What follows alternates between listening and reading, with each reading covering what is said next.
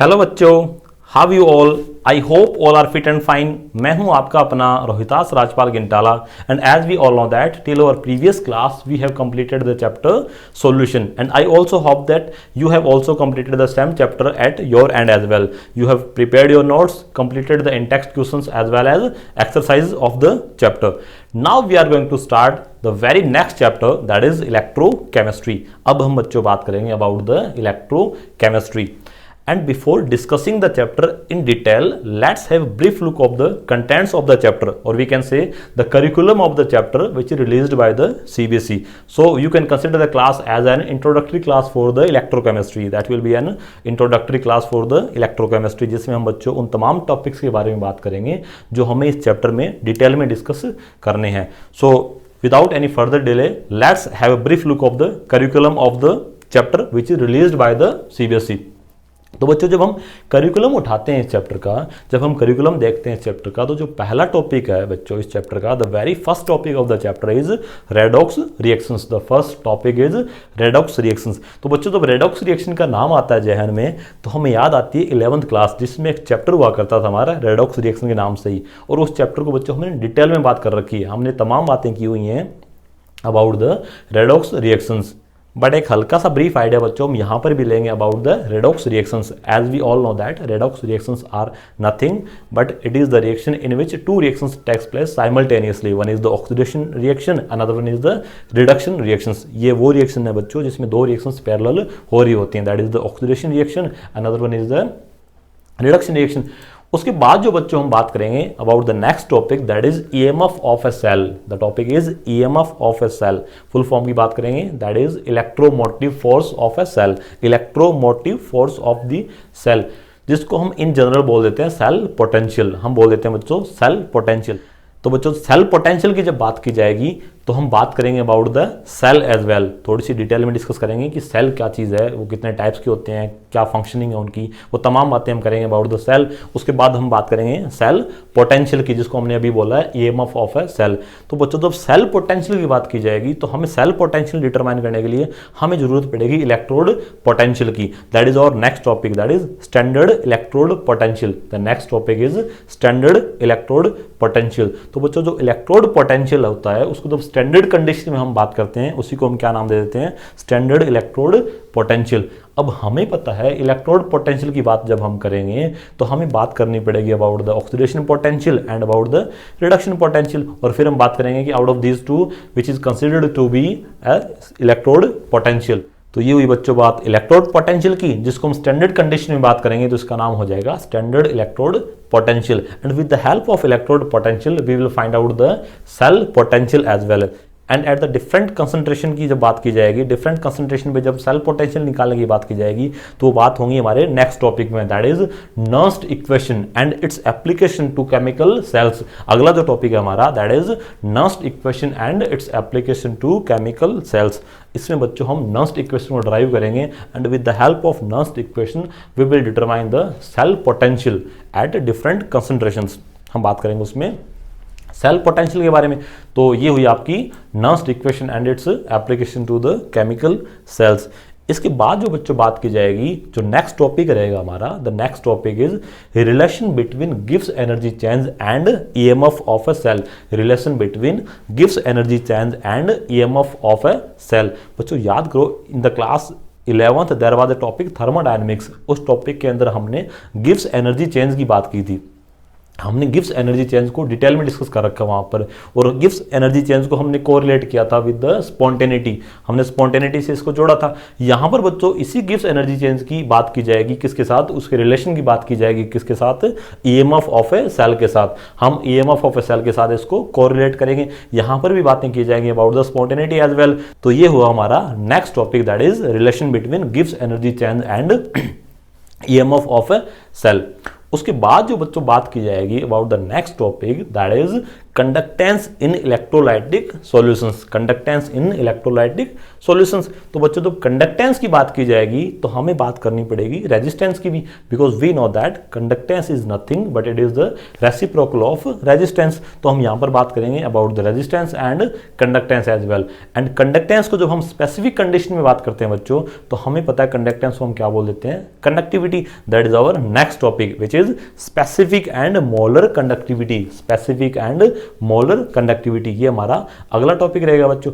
अब जब specific and molar conductivity की बात करेंगे तो इसके अंदर एक सब टॉपिक आएगा हमारा, जिसको हम बोल सकते हैं कि हमारा जो अगला टॉपिक रहेगा that is variations of conductivity with concentration, variations of conductivity with concentration. इसमें बच्चों हम कंसंट्रेशन को जैसे चेंज करेंगे, कंसंट्रेशन को चेंज करेंगे तो जो कंडक्टिविटी में वेरिएशंस आएंगे उसको हम डिटेल में डिस्कस करेंगे। और जो कंसंट्रेशन चेंज होगा बच्चों वो हम एक तरह से करेंगे, कंसंट्रेशन को डिक्रीज करेंगे। कंसंट्रेशन को डिक्रीज करने का मतलब है हम सॉल्यूशन को क्या कर रहे हैं, हम सॉल्यूशन को कर रहे हैं डाइल्यूट। तो एक तरह से हम बोल सकते हैं we will discuss about the effect of dilution on conductance, conductivity and molar conductivity. We will discuss about effect of dilution on conductance, conductivity and molar conductivity. ये इस टॉपिक में हम डिटेल में डिस्कस करेंगे। तो बच्चों जब मोलर कंडक्टिविटी के ऊपर इफेक्ट ऑफ डायल्यूशन की बात करेंगे तो जैसे जैसे हम डायल्यूशन इंक्रीज करेंगे एक एक्सट्रीम वैल्यू तक हम जाएंगे, तो एक तरह से बात करें कि जो इनफाइनाइट डायल्यूशन पे हम चले जाएंगे बच्चों, इनफाइनाइट डायल्यूशन पे जाएंगे तो जो मोलर कंडक्टिविटी होगी उसको हम नाम देंगे वहां पर लिमिटिंग मोलर कंडक्टिविटी। क्या नाम देंगे उसको, वहां पर हम उसको हम नाम देंगे लिमिटिंग मोलर कंडक्टिविटी। और ये जो वैल्यू है बच्चों लिमिटिंग मोलर कंडक्टिविटी की, लिमिटिंग मोलर कंडक्टिविटी की हम बात करेंगे for the both kind of electrolytes, that is strong electrolyte as well as weak electrolyte.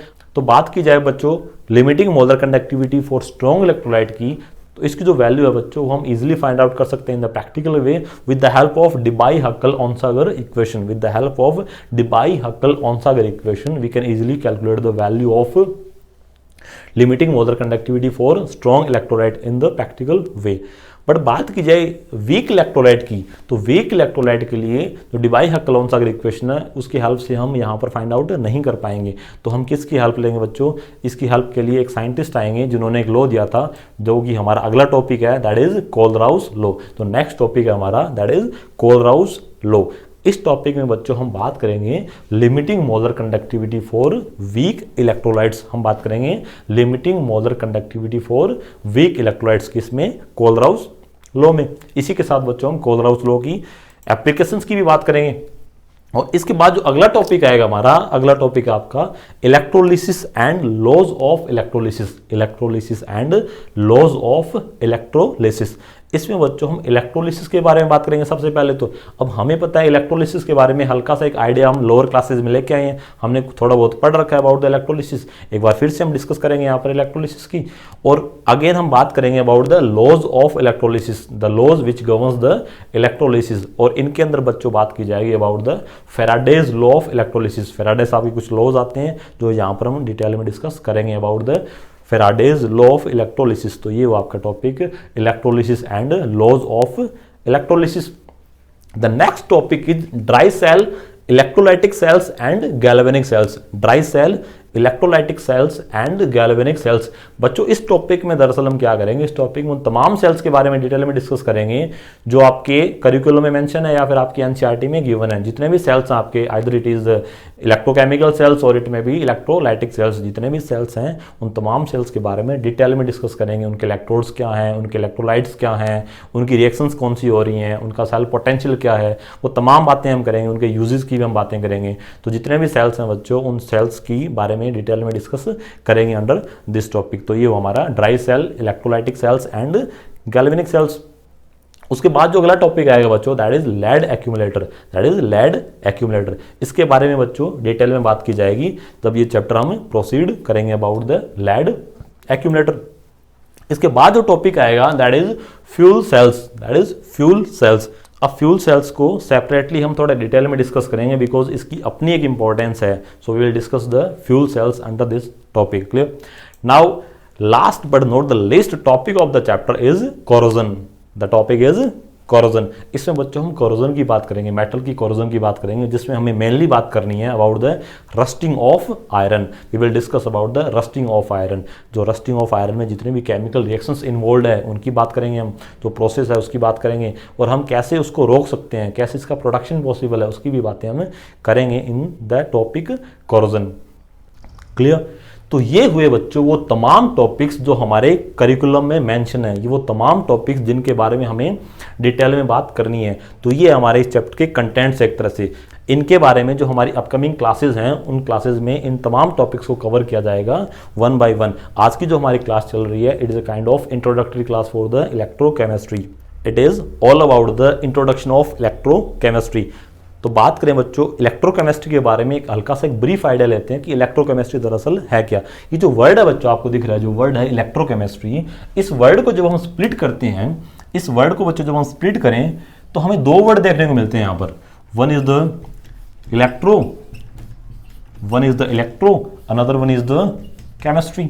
एक वर्ड आपका इलेक्ट्रो बच्चों और दूसरा वर्ड है केमिस्ट्री। जो वर्ड है इलेक्ट्रो, ये वर्ड आया बच्चों इलेक्ट्रोड से। इसको किससे कोरिलेट करेंगे हम कोरिलेट करेंगे इसको इलेक्ट्रोड। Chemistry is chemistry. तो हम इन शॉर्ट एंड स्वीट बात कर सकते हैं that the chemistry of electrode is known as electrochemistry. The chemistry of electrode is known as electrochemistry. In short and sweet हम बात कर सकते हैं। हम कोई प्रॉपर डेफिनेशन की हम बात नहीं कर रहे हैं, अभी आज की इस क्लास में एक हल्का सा आइडिया ले रहे हैं, हल्का सा एक इंट्रोडक्शन ले रहे हैं हम कि दरअसल इलेक्ट्रोकेमिस्ट्री है क्या, हमारी अप्रोच क्या रहेगी इस चैप्टर के दौरान। क्लियर?